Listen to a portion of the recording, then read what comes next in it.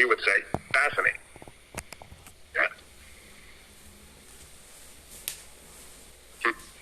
Intelligently speaking, though, it was your intentions to believe that my father was going to send some dumb individual wearing sandals, wearing a white robe, clean as a whistle, blonde hair, look at the though he had washed it and head and shoulders, blue eyes, and curly skin of what you would call rosy white. You wanted the whole world to believe that that's the way he was going to come. And you wanted him to come in that manner because you just believed that he was going to show you some favor of kindness, even though you would have been the one that hung him on a cross and murdered him.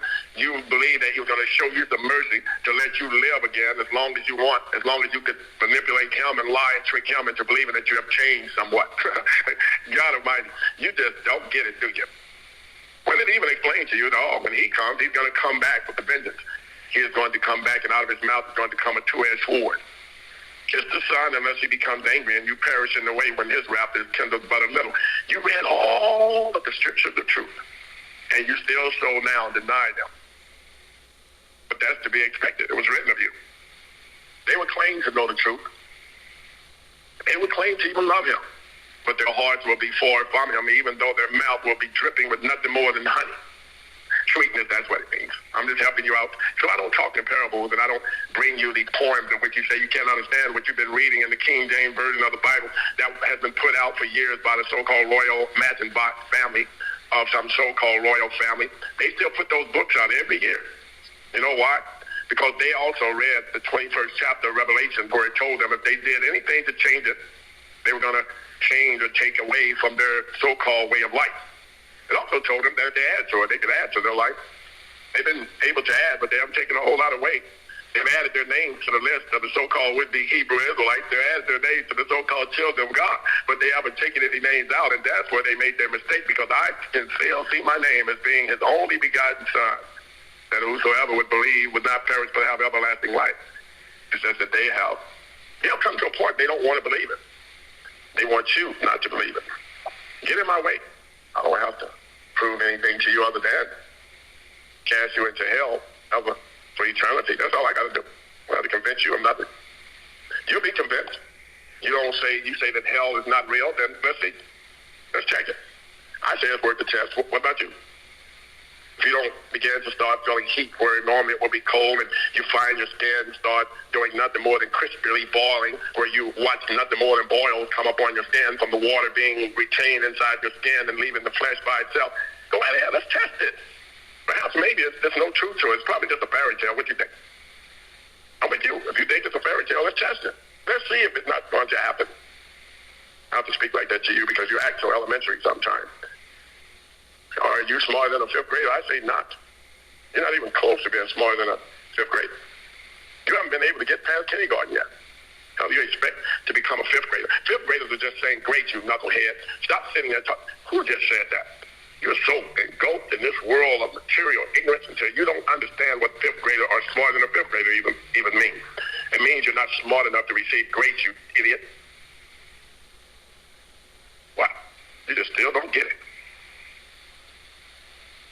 While exploring the world, we have found a new city under the water. We are going to lend it to you for a few months. After you stay there for a few months, if you realize that you kind of like the place, we just may give it to you. Stay with me. I'm only messing with you because that's the ignorance that you bring to the table. Every time we sit down to talk where one must have intelligence of nothing more than an English P, you always seem to get to be a split P rather than an English P. I just don't get it with you sometimes, and I just want it so much. Send you back to the land of soup. You'll catch all of that in a minute, too. Driven to be ignorant. By force, I would say. You were forced into it. But if you find yourself going down that fallopian tube, only to be spit out into a place where you found yourself amongst a bunch of others where they began to kill you all. Stay with me. You'll catch that, too. Wow. They just don't get it, Father. They just don't get it.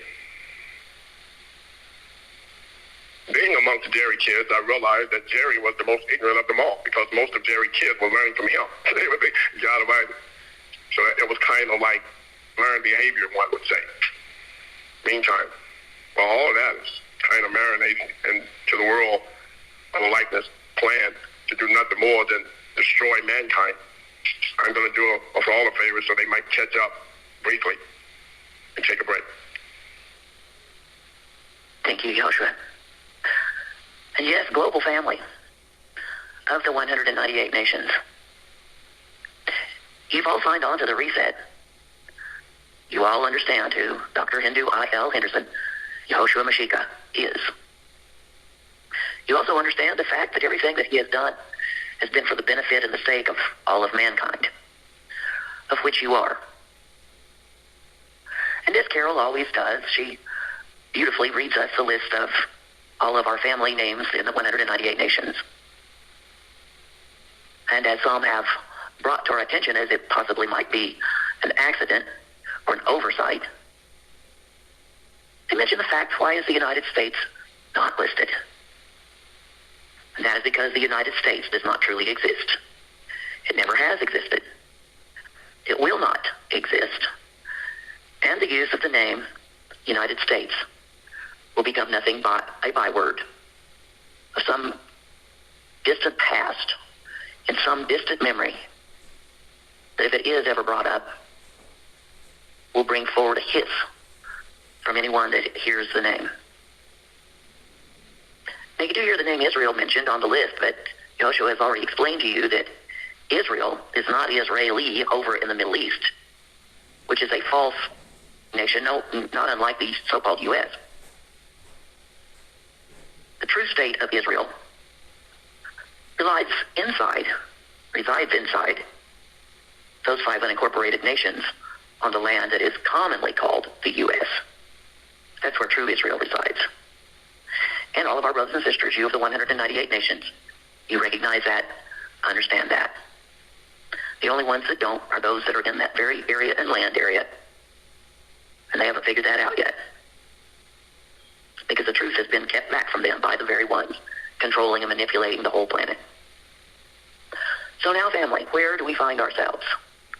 We find ourselves standing square in the middle of the truth that Yah Allah has sent through his son, Yehoshua Mashiach, having brought back sovereignty, love, truth, peace, freedom, and justice. With that, I will yield to you, sir.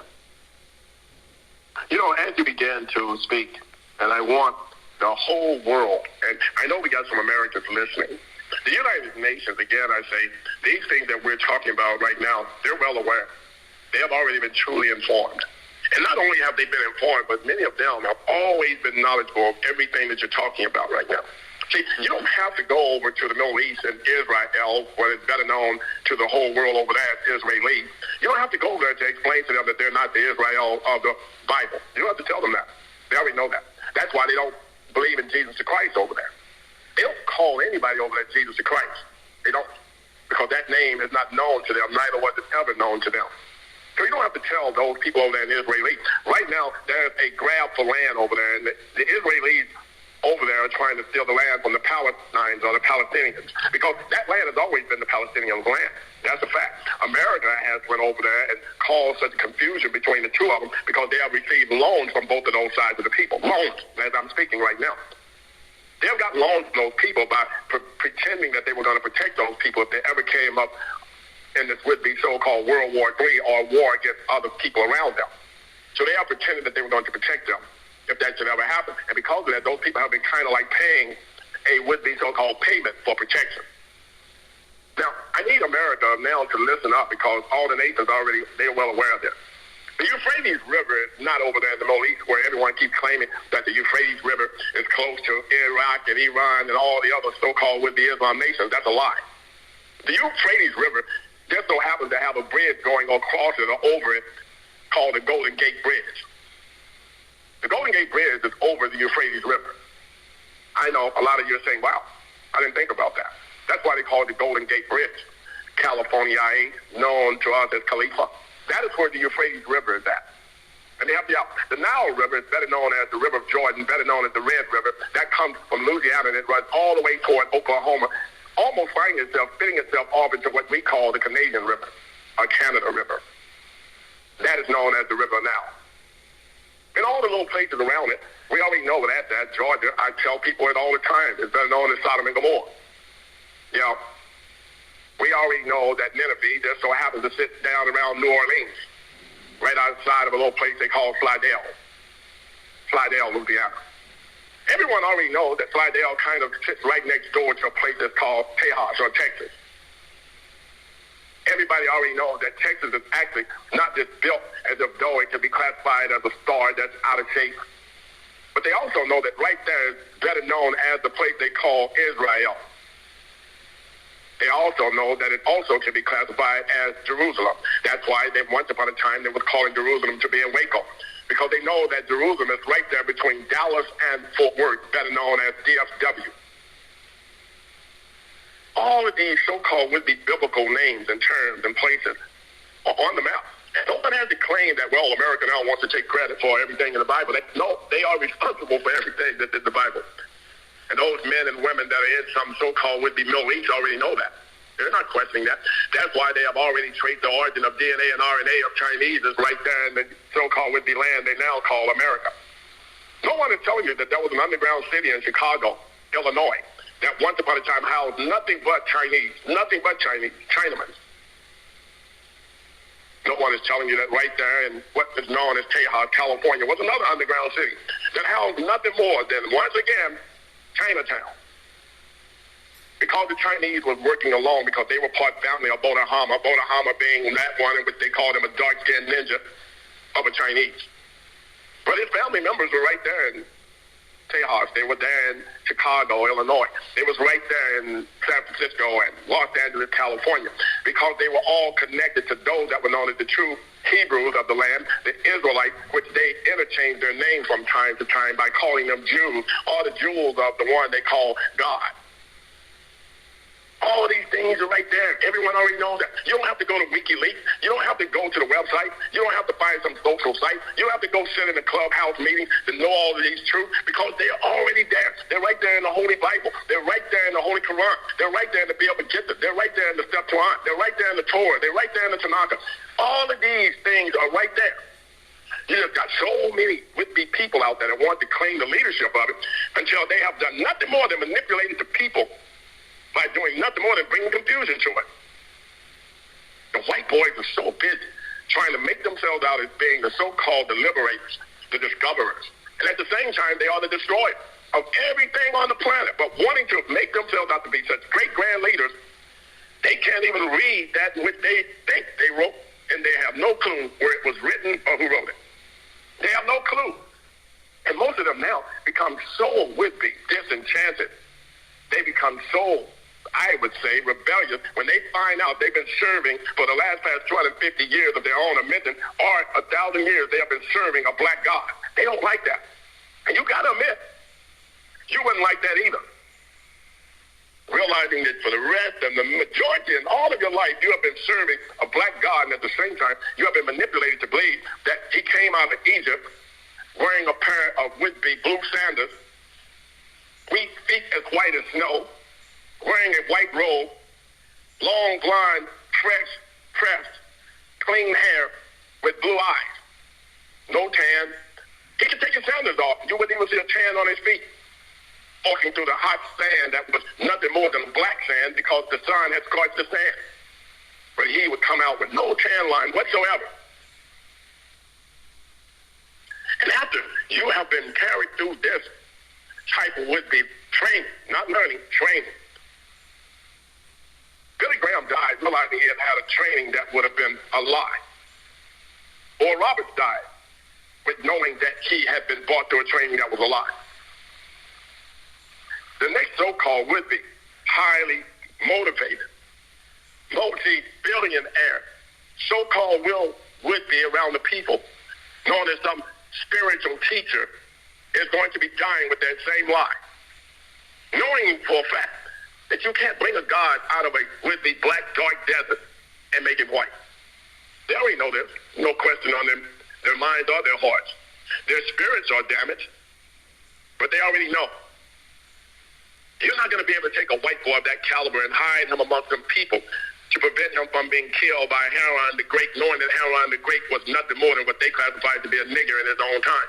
There's no way you're going to be able to hide a white boy of that stature, even though they say he would have stood only about 5'8" in stature. You're not going to be able to hide him amongst all those would-be so-called mandingos that was standing at least around 7 feet and dark in color. The rest of them would have been average size.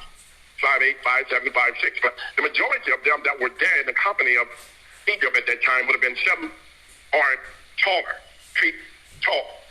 I'm just giving you a true picture of what they want you to believe in the so-called Christianity of teaching. Here you would have had a kid that would have been no more than about 5'8" when he was grown as a grown man, or at least the 18 year of age in which they claim a man grows to his full height and then stops growing. For you to believe that he would have been placed amongst nothing more than dark-skinned people, and no one would have found him. No offense to my cousin, Shaquille, don't take this in any manner. I know they just now served you finally. They just served you with some papers of being sued by the would-be so-called cryptocurrency world.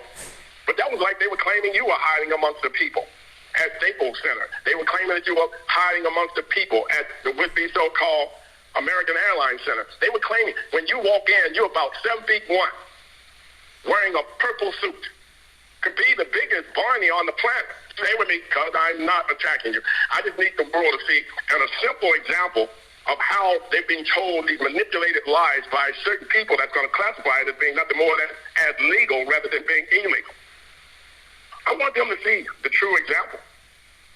And they want you to believe that this Jesus Christ, standing about 5'8" in stature, dark-skinned, but they want you to believe that he was a white-skinned person, hiding amongst all of these darkies. And no one would have recognized him. No one would have noticed that he was there, this long blonde hair hanging all the way down to his shoulders, blue eyes. No, he was not an albino. He was not an albino. He was not. But had he been, he would have still been recognized amongst all those darkies. And they want you to believe that he hid there long enough to come back to save you. I'm not talking to you melanated darkies out there. Stop it. I'm talking right now to those brothers and sisters that are hanging around those Gentiles, and they want to believe that their white world is going to be saved by some so-called savior that don't even look like them. Tell them to call up Larry Graham. Yeah, that Larry Graham, Billy's son. Call him up. Call up Catherine Hickey. Dolly Sawyer. Tell them to call them up. Ask them, do they still truly believe that lie which they have been teaching people now for 250 years of America's existence? Are they still willing to carry on this lie, this charade, to save people, white people? Do they still want to carry on this manipulated charade that they want them to believe that Jesus the Christ, that God was white, coming out of Egypt? He was born in Bethlehem of Judah. Judah had no white people in Judah. They were all dark, melanated people. Yes, they were. Judea, they were all melanated, all of them. It was a small community. Listen to me. I'm only giving you the truth based upon the fact that right now everybody on the planet knows it. And the only people that's holding out are those people that I say they're not going to have to bring anything back. They're not going to be losing a land which they discovered. They're not going to be losing a land of which their fathers owned. They're not going to be losing a land of which their fathers fought to die for, because they fought each other. They fought each other because one side of them wanted to tell the truth and the other side wanted to keep the lie going. That's why they had civil wars. And they classified them to be civil wars when they were uncivil. They were uncivilized people fighting one another with a lie. Half the Union Army wanted to tell the truth. The other half just wanted to benefit off the railroad. The other half realized that the railroads had already been being built by the blacks that they call black and the Chinese that they call Chinamen. They were already building railroads. They already had railroads. And all they were doing was rebuilding them and repairing them just for a Caucasian Caucasian world to be able to steal goods and somehow put them on railhead and send them somewhere else. And they realized that even as they were building the railhead, these Caucasian Caucasians were asking them to walk to get to the next location to pick up those would-be so-called rail irons, when they could have rolled the train up to that point and then laid more trestles. But they would make them walk out ahead of the train, leading it back to lay another trestle for the train to come days later. Like as if, though, you can't do it while you're right there. And right now, you won't find America doing construction whereby they get it done in one day. They do construction now. They'll call the whole community. They'll have to find some alternate route that don't exist to get out their own community. They have orange signs everywhere you look saying route, detour. But at the same time, it leads to nowhere. You end up pulling up in somebody else's yard where you got to do a U-turn because the sign was pointed in his yard, knowing for a fact there's no through traffic that can go through there either. This is the so-called world of the Caucasian world of intelligence. put yield signs where there should be stop signs. They put stop signs when there should be go signs. I'm not attacking them. I just need them to understand that they must realize that because you were not the ones who first came up with the idea, you were not the inventors, you were not the discoverers, you will never be able to know exactly what they were discovered to do or what they were invented to do. They still use the red light at the wrong location because they don't know what the red light was even built to do. Have no clue. They have no clue. For a matter of fact, when those lights were first invented, there was never a time that you would have seen all of those lights, yellow, red, and green at the same location. There were areas where they only had the red light. There were areas where they only had the green light. There were areas where they only had the yellow light. And trust me, they would normally be in the same location, but not on the same pole. And they would change inadvertently. One side would only see the green light. One side would only see the only yellow light because he knew he could always move slowly, but with caution. The one that would have the red, he would stop, and then the other one would have green. And then he would have green, and the other one would have red. You got it. But the yellow light would have been blinking in areas whereby there was no traffic coming, and they knew to just proceed with caution. And every now and then you see it like that. But this copy-going Caucasian of a European world didn't understand that.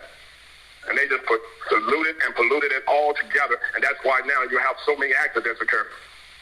Because when those lights totally malfunction, the average person that's driving has no clue what to do.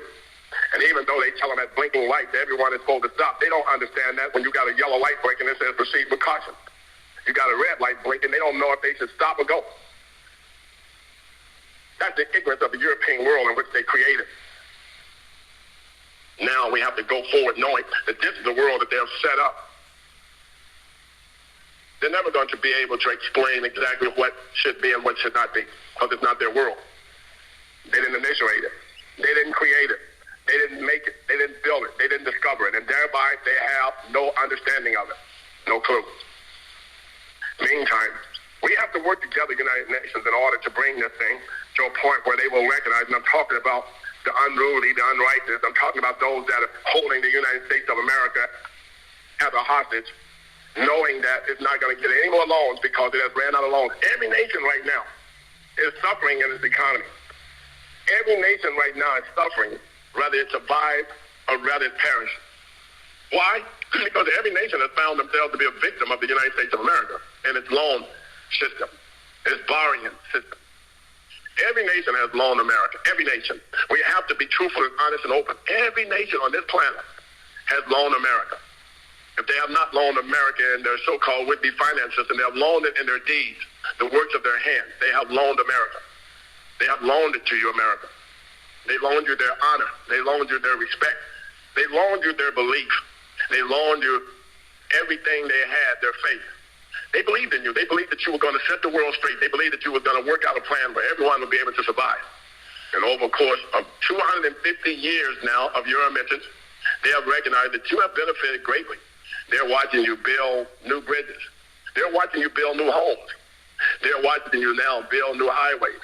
They're watching you now even put new swimming pools in and moderate so-called would-be equipment. They're watching you build. They're watching you build new airlines. They're watching you build new aircraft. They're watching you build new watercraft. And then they see all of that you're doing while knowing that they have given you a loan to exist. Every nation now is saying, we pay us back, or we will eliminate you. We will exterminate you if you do not return that in which you have gotten from us as a loan. Every nation now is hurting. Every nation now is suffering. Every nation now has come to a point to say to you, return, return, return. And if you do not, as I say again, this is not a threat, it is a promise. Those nations have made a statement that they're going to come and they're going to take back that in which you have taken from them. I need you to understand, to put our loved ones, to put your loved ones, to put yourself into a position of such. That is what we call destruction to mankind. That is destruction to humankind. And because humanity now is working together, mankind is working together now to preserve mankind and the human being's life. They're working together to preserve that. And they're going to attack, they're going to destroy any threat whatsoever that may be made upon that. I know we got work to do. I want to say that we must work together because I know we're doing it now. I must say we must remain this great work. We must remain this great respect and love for one another. We must remain allowing love, truth, peace, freedom, and justice to be a part of this universe, or we will all perish on this planet as fools.